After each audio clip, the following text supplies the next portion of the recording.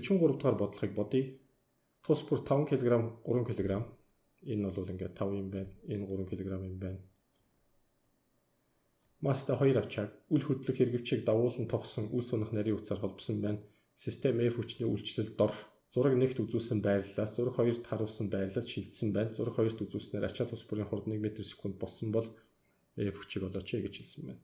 Системд яг ямар хүчлүүд ямар дүнгийн хүч үйлчилж байгаа бодоод үзье. M2G буюу 30 ньютон доошо татж байгаа гэтэл түүнийг F хүч хойш нь чангааж байгаа. 30 татж идэг гэтэл F хүч нь хойш нь чангааж байна. Энэ бол нийлбэр хүч. Энэ нийлбэр хүчний үйлчлэл дор хэдэн метр явсан бэ гэсэн чинь хааш өндрийг туулсан байна. Ингээд энэ маань нэг төрлийн ажил болно гэсэн үг. Нийлбэр хүчний хийсэн ажил. Тэр нь юутай тэнцвэ? Кинетик энергийн өөрчлөлтөд тэнцэнэ. Шууд бичиж нэг 2-1 энэ тухайн системийн нийлбэр масс нь юу вэ гэвэл M1 дээр нэмэх нь M2. Тэрнээс аль нэгийг нь авахгүй шүү. 5 дээр нэмэх нь 3. Ингээд хурдных нь квадрат тэрийг 1 м/сек квадрат гэж өгч. Энийг тооцоолч л да. Энэ жишээлбэл энэ 2-1 энэ ингээд 8 1-ийн квадрат үндсэндээ 4 жоул гарах нь байна. 30-аас хасах хүч үржих нь хааш өндөр нь 0.8 байсан. Тэнцүү 4 гарах нь байна. 30-аас хасах нь хүч ингээд 4-ийг хуваах нь 0.8 гэдэг чинь 45. Энэ чинь 5 гарах юм байна шүү дээ. 5 гэхээр F тэнцүү 30-аас хасах нь 5 буюу 25 ньютон хүч байжээ. 44 800 ньютон метр харттай бүршийг өгөгдсөн хэмжээ тус бүрээр шахвал тус бүр ямар энерги хоригдлогдох вэ гэж асуусан байна. Бүршинд хоригдлогдох энергийг 1 2 гэж олж хэвдүүлээ. 2-1 k x1 квадрат нөгөөдхийг нь бас яг ижилхэн 2-1 k x2-ийн квадратаа гэж болчихно. Харин энд гагцхүү сантиметрийг заавал метр рүү шилжүүлэх ёстой. Энэ 0.1 м болно. Энэ 0.2 м болно. 2-1 k 800 хатна 0.1-ийн квадрат 0.1 гарах нь байна. Энд 2-1 800 0.4 гарна. 8 4 жоул 416 жоул гарах нь. 45-ыг бодъё. Зурагт бүршний суналт ба түүнд харгалзах татах хүчний утгыг үзүүлсэн байна. Бүрш тус бүрийг ижил 0.4 м хэмжээгээр сунгуулт эдгээр торимтлогдох энерги ямар байх вэ гэж асуусан байна. K болон L гэд хоёр бүрш байгаа юм байна. EK EL гэчээ. Ямар ч байсан бэлдээ тавьчих. 2-1 K L үржих нь 0.4-ийн квадрат гэсэн үг. Энэ 2-1 K KK. За энэ хоёрыг зөрүүлээ бичсэн биш үү? Энийг KK гэчээ. Энийг KL хий. 0.1 дахиад 4-ийн квадрат болно гэсэн үг. KK KL-үүд нь мэдэгдэхгүй байна. Гэхдээ энийг жоохон тойруу аргаар өгсөн байна. Яаж өгсөн бэ гэхээр графикаар өгсөн байна. Уг графикийн налалт нь угаасаа K гэх нь ойлгомжтой. Яагаад гэвэл Гүүкийн хууль ёсоор F тэнцүү K гүрчиг X мөн K гэдэг бол F-ийг X хуваагач гэсэн байна. Энд нэг үндсэг авчих юм бол F гэдэг нь тухайн үндсгийн эсрэг тал байна. Харин X гэдэг нь налсан тал нь байгаа юм. Өөртөө үндсгийн тийм үү? Тийм учраас энэ нь үндсгийн танкс буюу налалт болно гэсэн үг. Тэгвэл энэ графикийн FX графикийн налалт нь K буюу хатыг өгдөг байна. 2-1 KK гэвэл 100 хуваах нь 0.1 100 0.1 хуваа 1000 0.4-ийн квадрат 500 үржих нь 0.16 16-г 5-аар үржүүл энэ 80 юм шүү дээ. 80 жоул. За нөгөөх нь яг адилхан аргаар 2-1 одоо хэдий хэд 100 0.2 хуваа гэсэн үг. Дээрээ 1000-ыг 2 хуваа 500 гэсэн үг. 0.4-ийн квадрат дээдлийн талан гэсэн үг. Тэр нь 40 жоул болох нэ. 46 доороо бүрштэй хөнгөн тавцсан дээр 80 кг масстай хүн гарч зогсоход бүрш 0.8 см хэмжээгээр агшсан байна. Бүршний хатыг олооч гэж байна.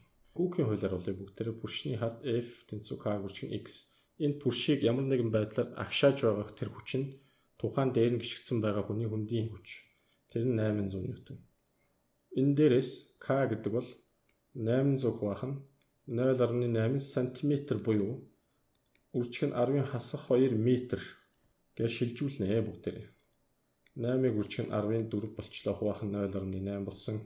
8 та хураагдаа 15 зэрэг болох нэ. 15 зэрэг ньютон метр.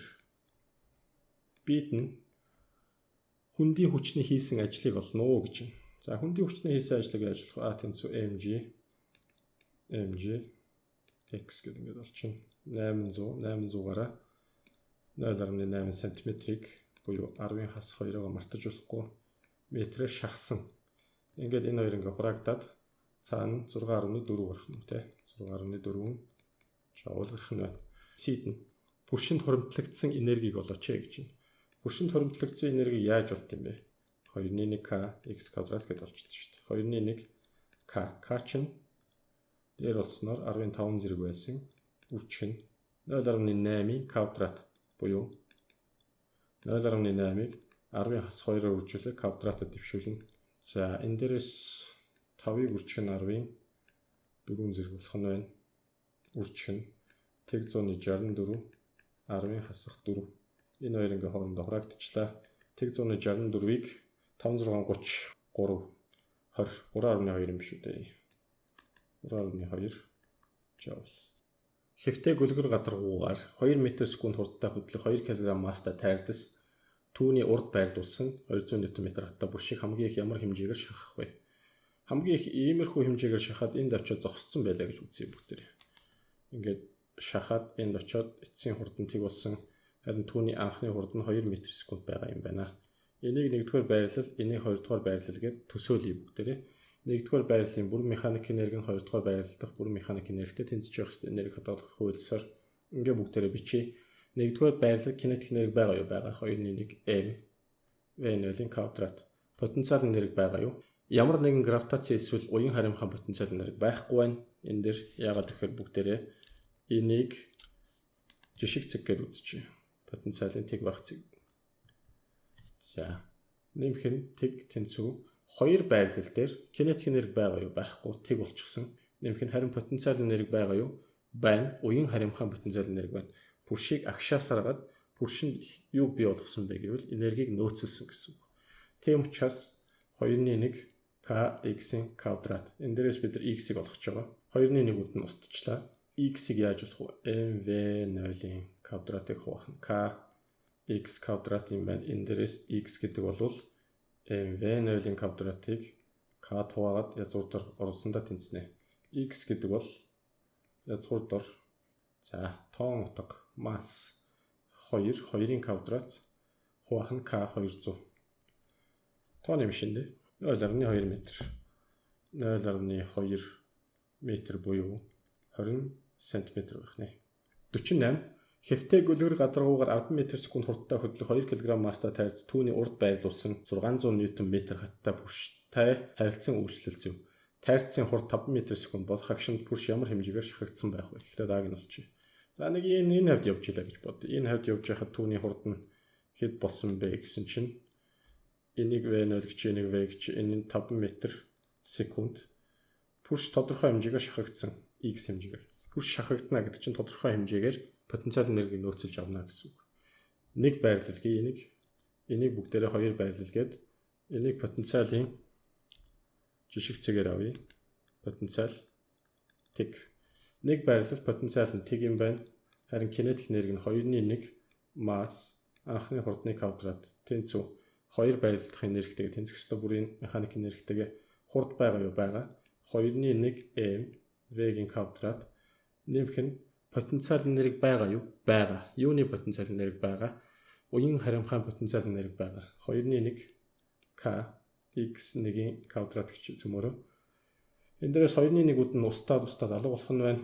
m-үүд нь хураачи тэгвэл v0-ийн квадрат гэдэг бол v-ийн квадрат 2-ыг k хуваах нь m x1-ийн квадрат болох нэ.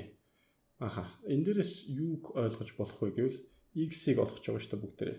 v0-ийн квадрат хасах нь v-ийн квадрат үржих нь масс хуваах нь k язгуур дор хийгээд тэр нь x1-тэй тэнцүү юм байна гэдгийг ойлгож байна. x1 тэнцүү тоо утгуудаа бүгднийг 50 явдаа. Анхны хурд нь 10 байсан. 10-ийн квадрат 100 хасах нь 25 5-ын квадрат. Үржих нь масс 2 кг. Хуваах нь К чинь 600 Нм. Харин доороос нь бичиж. Энийг язгуурдаар бид нар хийх ёстой. X1 тэнцүү 75-ыг 150 600 4-1 биш үү дээ. Метр хэмжээгээр буюу 50 см хэмжээгээр шахах нь байна. Энэ ихнийх нь. Дараагийнх нь тайрдас пүшийг хамгийн их ямар хэмжээгээр шахах вэ? Тайрдас анх ямар энергитэй байсан? Кинетик энергитэй байсан. Энэ бүх кинетик энерги аваачаад зогсдлоо хэн рүү хувиргасан бэ гэхээр пүшинд аваачаад тушаацсан гэсэн үг. Тэгвэл тайрдсан анхны кинетик энерги тэрийг олчих 2-1 mv-ийн квадрат. 2-1-ийг үржих нь 2 1 v-ийн квадрат 10-ын квадрат 100 гэдэг энерги тэр чигт нь пүшинд тушаацсан гэсэн үг. Тэгэл ингэ бичиж байгаа. Миний яриад байгаа тайлбарын математик хувилбар нь энэ байна гэдээ ойлгочих бүгд. За багш нь зүүн тийш нь бичиж зайгаа ашиглаад 102-оор үржил 200 k тува k маань 600 байсан. 200 хуваахан 600 язгуурдаар хийчих тэгвэл x-ийг болно. Ингээ 3-1 язгуурдаараас гарч ирэх нь байна. Тэр нь бол язгуурдаар 3-ыг хуваах нь 3 болгоч. Метр хэмжээгээр хамгийн ихтэй шахагдах нь байна. 49 1 метр өндөр гөлгөр налуу дээр 4 кг масстай ачааг түлхэж 5 м/сек анхны хурдтай хөдөлгсөн байна. Ачаа хэвтэй байрласан 200 Нм хаттай пүшийг хамгийн их ямар хэмжээгээр шахах вэ? Ингээ шахаад энэ дээрээ зогсцсон гэд бодчих. Энэ төвшинг жишгцэг болгоод потенциал энерги тэг байх төвшин гэж үзчих. Окей. Энийг 2 дугаар байрлалгий. Энийг харин хэддүгээр байрлал гэх үү? 1-р байрлалгий. 1-ийн бүтэн механик энерги нь 2-ын бүтэн механик энергитэй тэнцэж явах хэрэгтэй. За тэр утгаараа 1 дээр 2-1-ийг үржих нь анхны хурд байгаад байна. Энийг анхны хурд гэх бүгдээрээ анхны хурдны квадрат нэмэх нь потенциал энерги байна. Гравитацийн потенциал энерги байна. mg h байна. 2 дээр кинетик энерги тэг болсон байна. Яагаад тэгэхээр хамгийн их ямар хэмжээгээр шахах вэ гэхээр зогсдлоо түүнийг шахаж явсараад хамгийн ихээр шахаад хамгийн сүүлд нь зогсоход л тухайн пүшний хамгийн их шахалт нь гарч ирнэ гэсэн санааг энд илэрхийлнэ.